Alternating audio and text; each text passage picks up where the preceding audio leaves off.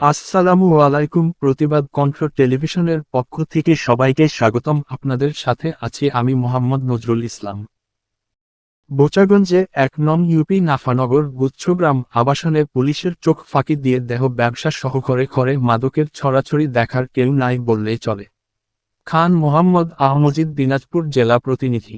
দিনাজপুর বোচাগঞ্জ থানাধীন ১ নং নাফানগর ইউপি বড় সুলতানপুর গুচ্ছগ্রাম আবাসনে চলছে দেহ ব্যবসা সহ ঘরে ঘরে মাদকের ছড়াছড়ি। ওই এলাকার সূত্রে জানা গেছে, মাদক সেবনকারী ও ব্যবসায়ী মোহাম্মদ লাইচুর রহমান, পিতা মফির উদ্দিন মোছা লিপি আক্তার, স্বামী মোহাম্মদ লাইচুর রহমান ও মোছা আশা আক্তার, পিতা লাইচুর রহমান সুকৌশলে মাদক সেবনকারী ও ব্যবসায়ী। অন্যদিকে একাধিক স্বামীর শত শত বয়ফ্রেন্ড দেহ ব্যবসা চালিয়ে যাচ্ছে মোছা আশা আক্তারের দীর্ঘদিনের সহযোগী মাদক সেবনকারী ও ব্যবসায়ী মোহাম্মদ চৌধুরী নামে পরিচিত পিতা মোহাম্মদ মুশির উদ্দিন, পার্শ্ববর্তী এলাকার বসবাসকারী।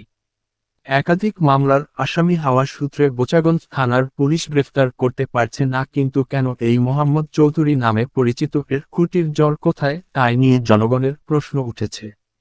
এদিকে সূত্রে প্রকাশ আরও হয় যে, ওই এলাকার জনপ্রতিনিধি মোছাহ মীরা কাশ্মীরি মেম্বারনির স্বামী মোহাম্মদ আলিম সহ মেলি ব্যাপারে নারী গঠিত তার নিজ ওয়ার্ডে বিভিন্ন জায়গায় বিচার আচারের মাধ্যমে সিসকে মাস্তান, সন্ত্রাসী ও নারী লোভী বয়স্ক জুনিয়রদের দ্বারায় হাতিয়ে নিচ্ছে লক্ষ লক্ষ টাকা এবং ২৬টি গ্রামে সাপ্লাই করছে ক্ষুধার্ত অসহায় মেয়েদের, তুলে দিচ্ছে অর্থের লোভ, বিয়ের প্রলোভন দেখিয়ে এদের বিরুদ্ধে ভয় নিয়ে এলাকাবাসী মুখ খুলতে পারে না।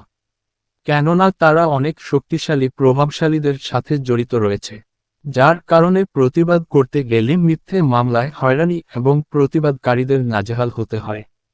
অপরাধীদের বিরুদ্ধে আইনগত ব্যবস্থা গ্রহণ করার জন্য পুলিশ প্রশাসনের ঊর্ধ্বতন কর্তৃপক্ষের সুদৃষ্টি আকর্ষণ করেছেন বোচাগঞ্জ উপজেলার সর্বস্তরের সাধারণ এলাকাবাসী।